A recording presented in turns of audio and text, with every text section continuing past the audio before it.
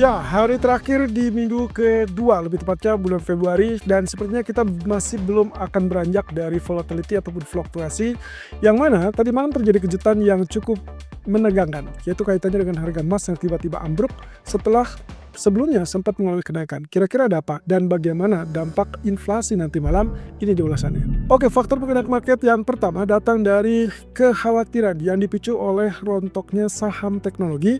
Terlebih ini kaitannya dengan perangkat lunak atau perusahaan pencipta ataupun atau perusahaan yang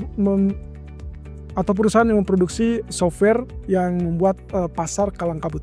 Nah, kelihatannya ini juga berpengaruh besar dan akhirnya mostly saham mayoritas mengalami penurunan, dan itu yang membuat kenapa kita melihat ada emas yang terpaksa dilikuidasi untuk menutupi margin call yang terjadi di pasar saham.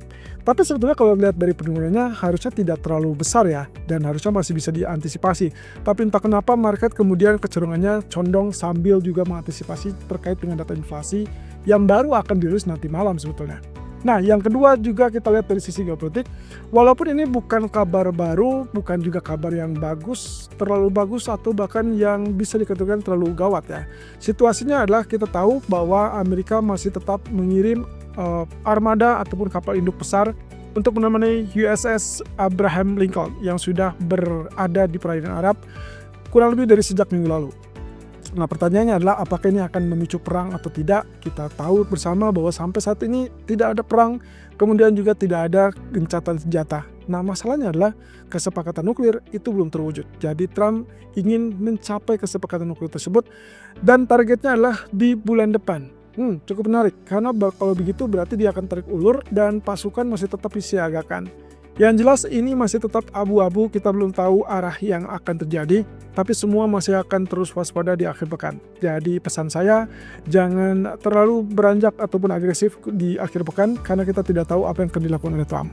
Satu sisi dia ingin perang itu tidak terjadi, tapi di lain sisi dia menciptakan ketakutan di pasar ataupun market. Kemudian yang ketiga datang dari data CPI yang baru akan rilis nanti malam. Jadi kehebohan tadi malam terkait dengan indeks saham yang turun, kemudian juga emas yang mengalami penurunan, dan ternyata tidak hanya itu, dolar pun ikut melemah. Jadi real money datangnya kemana? Ya, yang sampai saat ini kita tidak atau belum tahu adalah ketidakpastian itu semakin nyata dan kelihatannya obligasi pemerintah Amerika sedikitnya menjadi safe haven. Nah, terkait dengan data CPI nanti malam, kelihatannya ada dugaan, ada bocoran yang memungkinkan bahwa data tersebut akan relatif lebih panas. Tapi di sisi lain kalau lihat dari ekspektasi yang disajikan, kurang lebih mereka meyakini bahwa data inflasi harusnya masih terus melanjutkan proses disinflasi. Oke, dari sektor teknologi yang mulai keruntuhan atau ke penurunan, dan itu dipicu oleh saham perangkat lunak yang turun tajam seperti Microsoft ataupun Uplovin. Yang juga cukup menarik adalah mayoritas saham-saham Amerika itu ikut mengalami penurunan, termasuk yang kena dampak lebih luas itulah perusahaan truk dan juga properti komersial.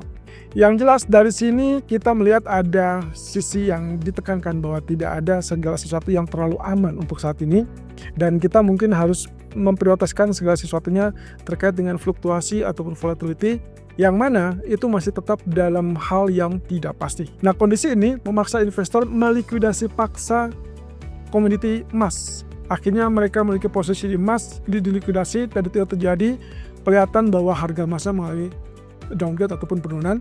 Kemudian dengan uang yang didapatkan dari likuidasi tersebut dia gunakan untuk menutupi kerugian di pasar saham.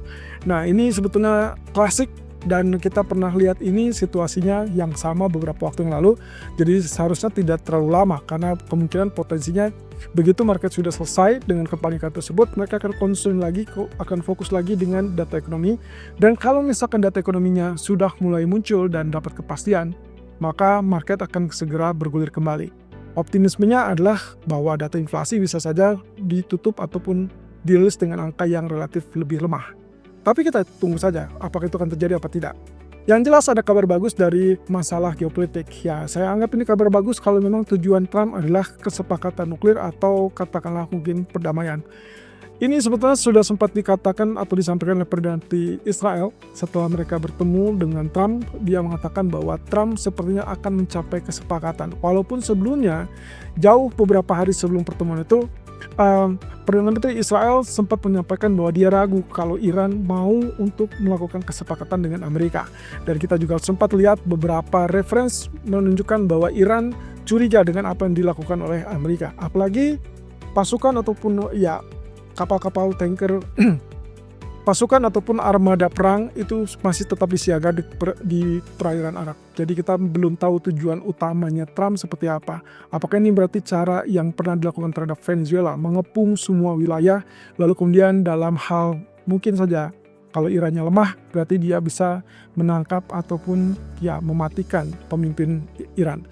Yang jadi pertanyaan adalah apakah seberani itu, karena Iran pun tidak tinggal diam, mereka sudah well prepared dengan segala sesuatunya.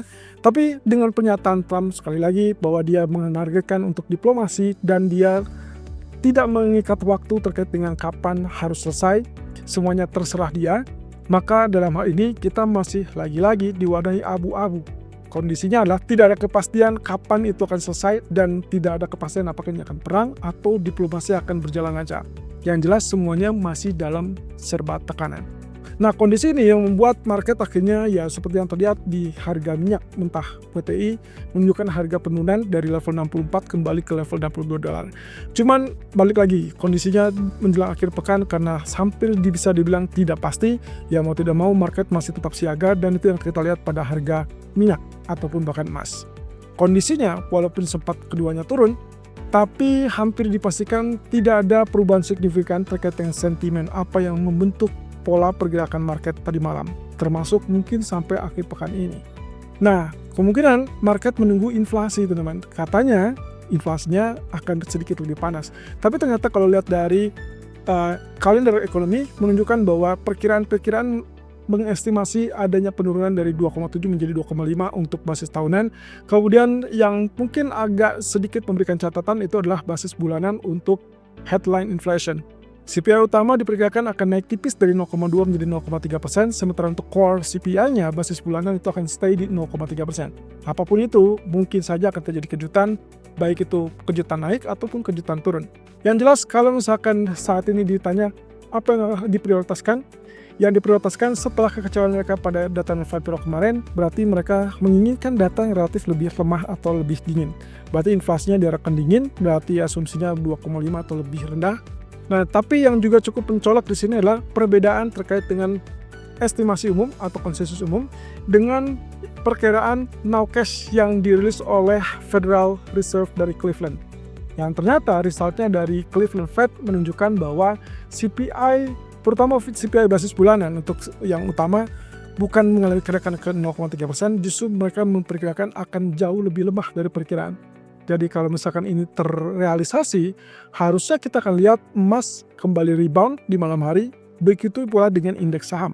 So ini yang akan kita bahas di live streaming nanti sore, apakah kita akan dapatkan kesempatan melakukan buy on dip atau justru kita akan sell on rally berhubung dengan data CPI yang nantinya resultnya mungkin mengejutkan. Nah, data ekonomi yang kita lihat di sini semuanya rata-rata menunjukkan penurunan dan kondusif untuk market, tapi kita akan lihat ya kejutannya seperti apa. Yang jelas, semakin rendah data CPI tersebut bisa membuka kembali ekspektasi terhadap penurunan suku bunga, entah itu di pertengahan tahun ataupun bahkan di bulan Maret ataupun April.